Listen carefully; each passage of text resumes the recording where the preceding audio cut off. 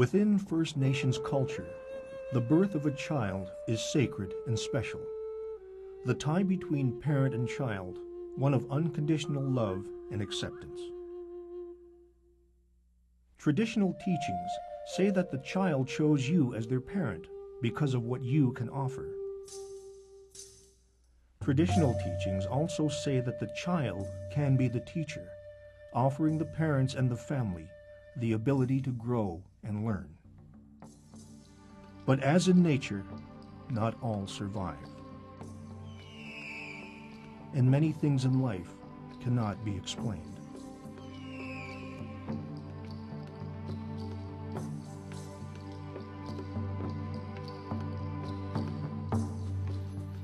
When a baby dies suddenly and inexplicably, traditional teachings may help families cope. The baby brought with it the gift of unconditional love, and it is that gift the baby leaves behind with parents and other family members. It is a difficult time. It isn't easy to accept. The cause of sudden infant death syndrome, or SIDS, is still not understood, but it likely results from a complex interplay of physiological, developmental, environmental, and circumstantial factors. The exact contribution of each one of these in a child's death is still not understood. SIDS is defined as the unexpected death of an infant under 1 year of age. The cause of death is unexplained, and we have to sort of prove this by autopsy and examination of the death scene and kind of a review of their medical history.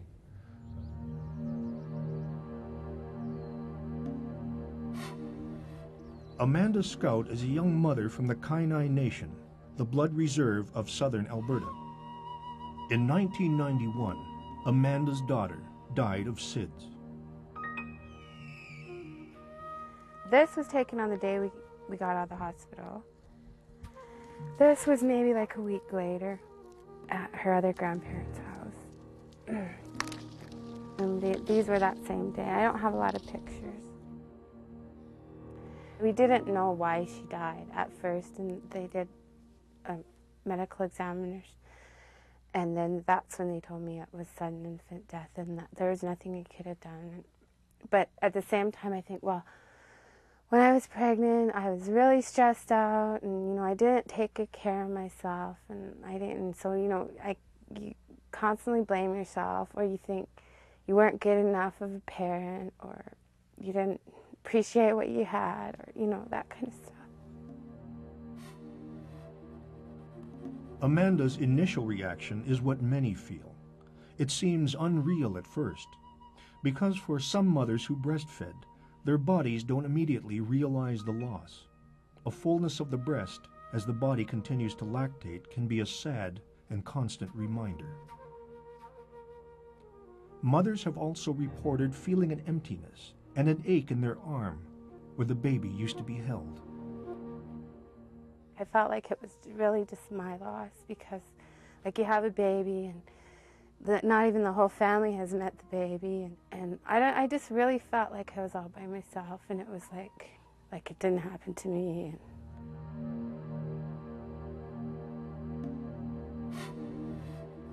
Later, other physical symptoms can occur, like extreme fatigue or shortness of breath. Emotional symptoms can include anger. It's important to understand that as part of the grieving process, expressing emotion is helpful in accepting the death and moving on.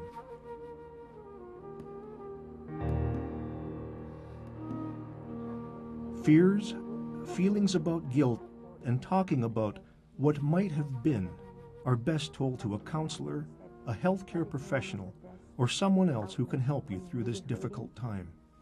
They keep telling me I should just, move on and forget, but how can you forget something like that? I know, it's really hard.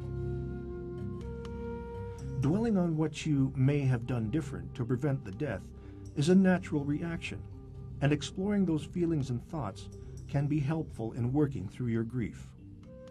I still get really mad a lot, and I think, well, why did I was a good mom, and I didn't do anything wrong, and there's other, moms out there doing things that I would never do, and, so why did it have to be my child?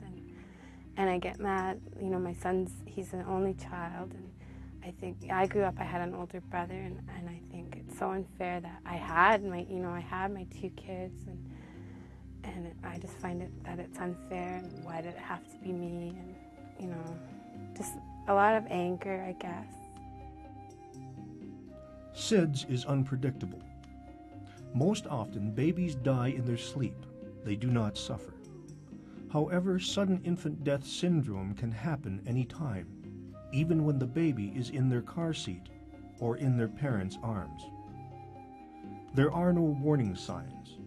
There are no indicators that SIDS is about to happen, and it is important to remember that even when parents have followed all the recommendations to minimize the risks, the baby may still die of SIDS.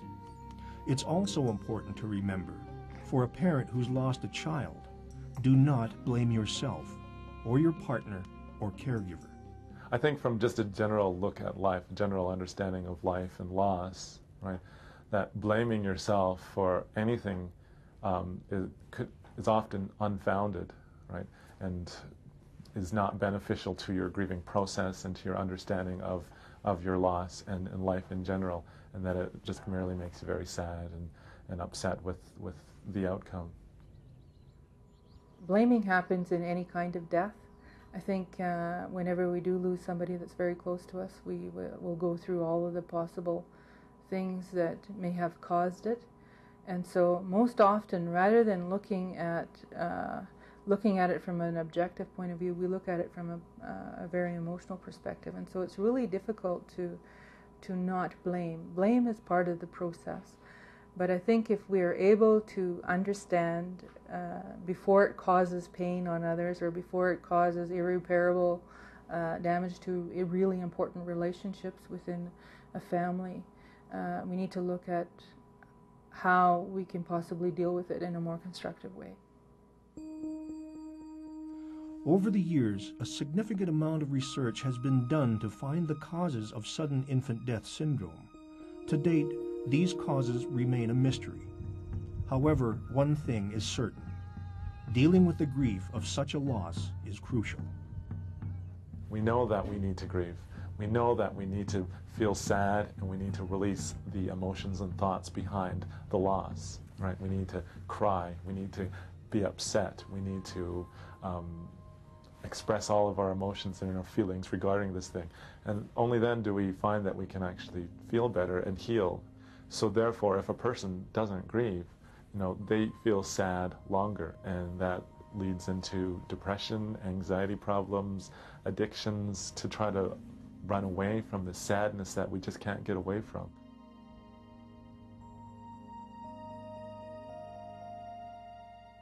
Coping with a death is vital to our mental health.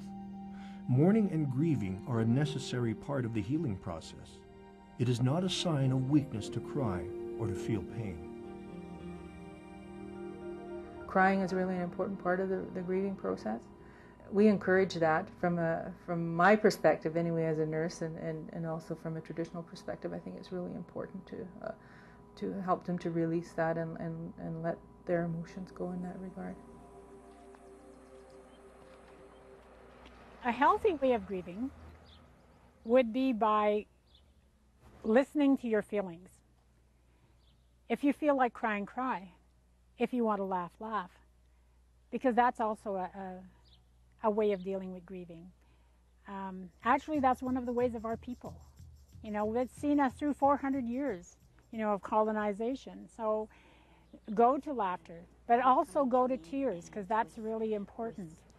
If you're feeling pain, then acknowledge that. It's okay to cry.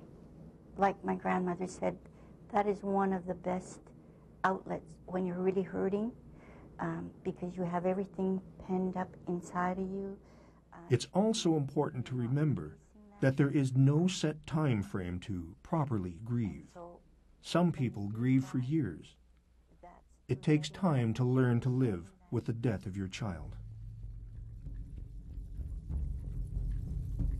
Parents who have lost a child to SIDS, the issues need to be addressed simply because they're going to start blaming themselves or each other. They're going to start looking for reasons why. And this brings about shame and guilt. Parents may go a lifetime asking why. That is normal. But parents and family members do need to grieve and work at ways to deal with the pain. With this in mind, it is worth repeating that it is okay to cry. Grieving is a necessary process. However, for some First Nations people, there is a reluctance to cry following a death. Most of the Native cultures are the same. The Native cultures believe that when a person dies, their soul has to travel, their spirit travels.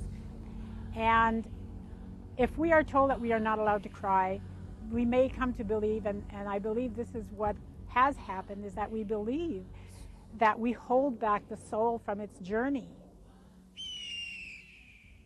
We were told never to cry, you know. You cry, you get march banking and punished. So we learned to hold our emotional feelings back. There has been some research on why many First Nations people react to death without showing emotion. It's true, I lost a baby when he would have been 27 years old, you know, and I didn't grieve for him for many years. The findings point to a language barrier, a misunderstanding in communication when Europeans first arrived in Canada. The language barrier is certainly a problem when trying to interpret another culture. And what you are told that you can and cannot do, the misinterpretation leads to different variations of what we understand, what was actually said, and what we practice now.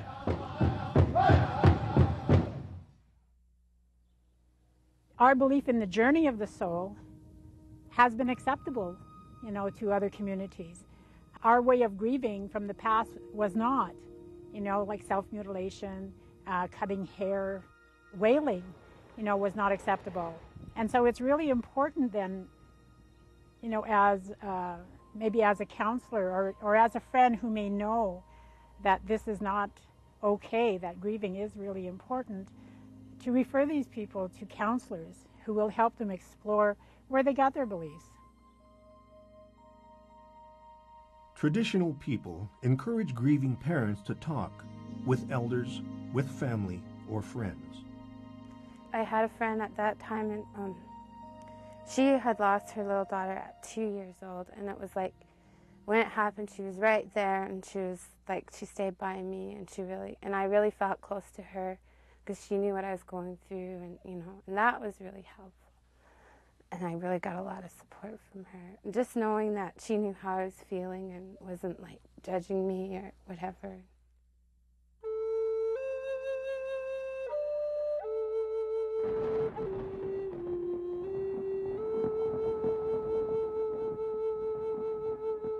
Caregivers tell us to express our feelings, take care of your physical health, and don't turn to drugs or alcohol as a way to cope.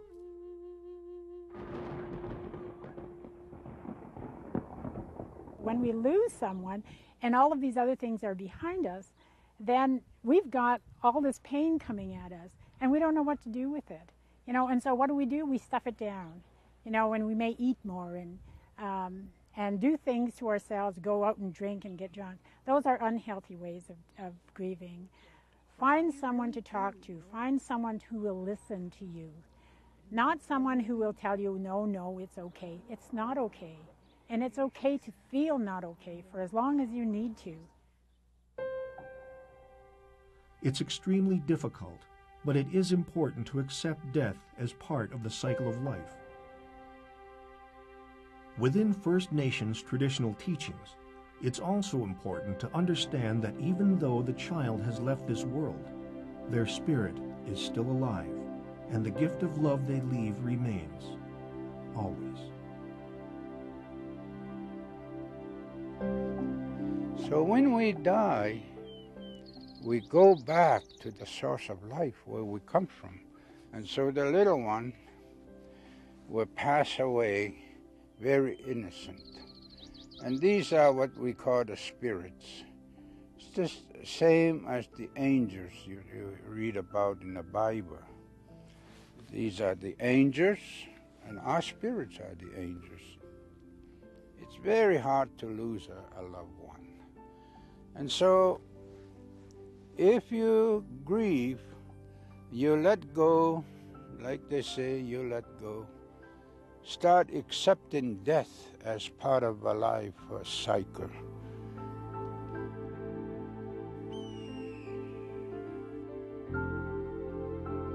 Traditions also tell us it's important to acknowledge the person's life, however short, through ceremony. It's really important, especially where SIDS are concerned, that the family celebrate the life that was born, no matter how short a time it's spent on earth. That little life did bring some love, did put a smile on someone's face. And so it was worthwhile. Having a memorial or a funeral service is important to honor the spirit of the child. Different tribes have different traditions. Being with the Crees, they honor the dead. The same day that the person's buried, the deceased, being buried, they have a feast right by the gravesite. And that's to honor the spirit of the loved one that departed. There were ways in the old days which would be acceptable today to deal with grief.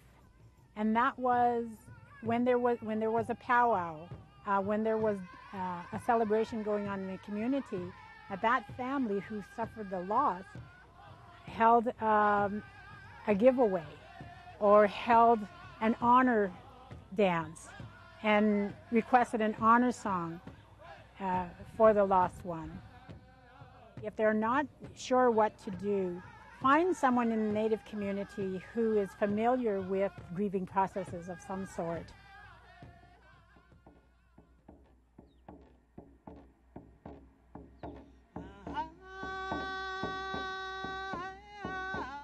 You may want to ask your community health nurse or doctor for more information on grieving and honoring the memory of your child. You can also receive more information from the Canadian Foundation for the Study of Infant Deaths through your health caregiver.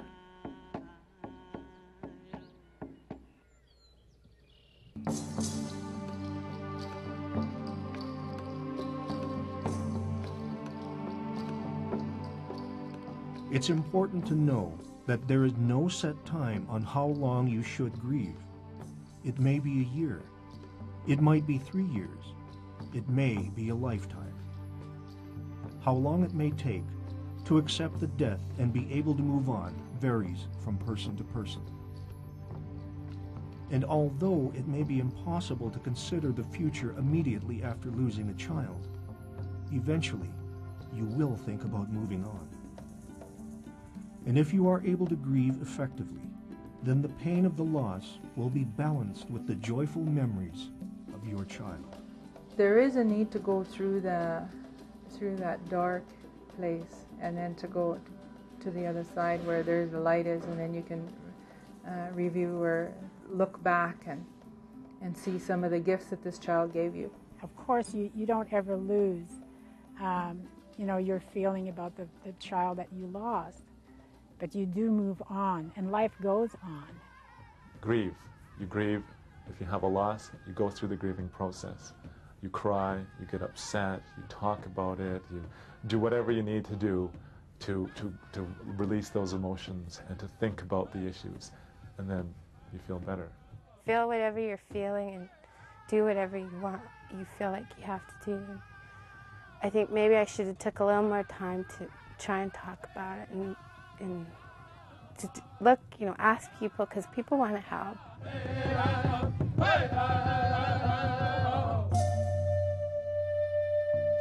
For more information on sudden infant death syndrome and for peer support, call toll-free 1-800-END-SIDS.